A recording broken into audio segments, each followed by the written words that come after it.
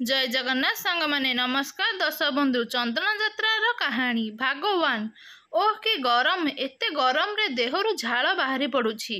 एते गरम रे टिके ठंडा पानी रे गाधेई पड़िले कि शांति। कौन आपण केबे भाबिछंती कि आम प्रभु जगन्नाथ को मध्य गरम होउथिबो? से कौन करुथिबे?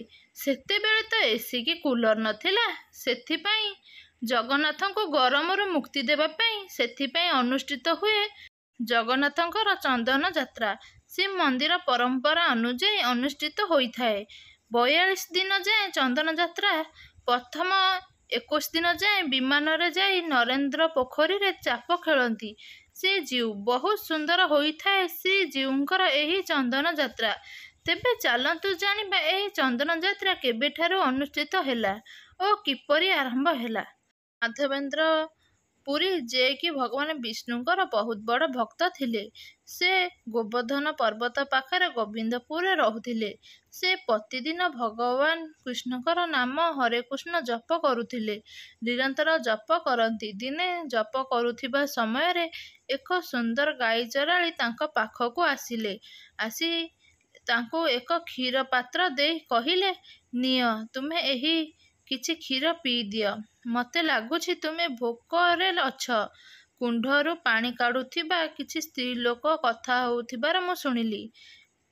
आपण केमिति प्रतिदिन भोक शोष भूली प्रतिदिन हरे कृष्ण नाम जप करुछंती।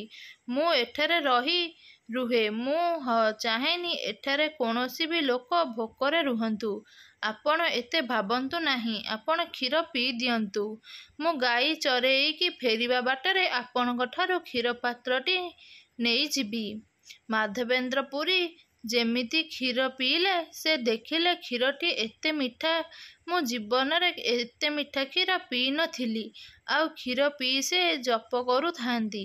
मनरे मनरे से भाबु थांती से मनमोहक बालकटी केतेबेले आसीबो, किंतु राति होईगला। से जप करू थांती आउ भाबिबारे लागु थांती। जेमिति से सोई पड़ती तांको स्वप्न रे से बालक गोपाल आसिले आउ कहिले, बाबा मु सेही बालक गोपाल जिए काली आपनको क्षीर देइथिली। मु स्वयं भगवान विष्णु। मोर प्रतिमा को एही जंगल रे लुचाई रखा जाइछि। जेतेबेले मुसलमान माने आक्रमण करिथिले, पूजारी मते रक्षा करिबाको जाई मो प्रतिमा को एही जंगल रे लुचाई देइथिले। बहुत वर्ष होईगलाणी। मते बहुत कष्ट हेउछि। मते बहुत गरम हेउछि। दयाकरी मते एठारु बाहर कर आउ गोवर्धन पर्वत उपरे मोर एक मंदिर बनाओ। स्वप्न भांगिला परे माधवेंद्र पुरी सबु ग्राम लोकंकु एकाठी कलिरी एही कथा कहिले। समस्ते माधवेंद्र पुरी को बहुत आदर और सत्कार करती। तेणु तांको कथा को विश्वास करी समस्ते जंगल को खोजिबा को बाहरिले। सेठारे सेमाने एक सुंदर भगवान कृष्णଙ୍କର मूर्ति पाइले आउ तांको भजन कीर्तन करी गोवर्धन पर्वत रे स्थापना कले। माठिया माठिया पानी रे प्रभु अभिषेक कराइले। आख पाख ग्रामरु प्रभुंक लागी बहुत भेटी सबु आसुथाए। पाखापाखी 2 वर्ष बीतीगला। दिने पुणी माधवेंद्र पुरींक स्वप्न रे सेही बालक गोपाल आसिले आउ कहिले, हे बाबा मोर एही विग्रह रे ठंडा गंगा जल क्षीर दही सबु प्रकार अभिषेक कले, हेले मो शरीर रु गरम जमारू भी कमु नाही। एते दिन माटी तले रहिबारु मो देहरु गरम उत्ताप जमारू भी कमु नाही। दयाकरी तुमे जगन्नाथ पुरी पाख मलय पर्वत को जाई सेठारु शीतल चंदन आनी मो देहरे लोपन कर, जहाद्वारा मो देह को शीतल मिलिबो। एहा सुनी माधवेंद्र पुरी बृंदावनरु जगन्नाथ पुरी को चाली चाली बाहरिले। जगन्नाथ पुरी पहुँचवा पूर्वरु गोटिए ग्राम पड़े जार नाम रेमुणा। रेमुणा ठारे गोपीनाथंकर विग्रह बहुत सुंदर। माधवेंद्र पुरी गोपीनाथंकर दर्शन करी संध्यारे सेठारे भजन करती। से देखिले संध्या भोग पाई प्रभु गोपीनाथंक पाई एक स्वादिष्ट क्षीरी जार नाम अमृत क्षीरी।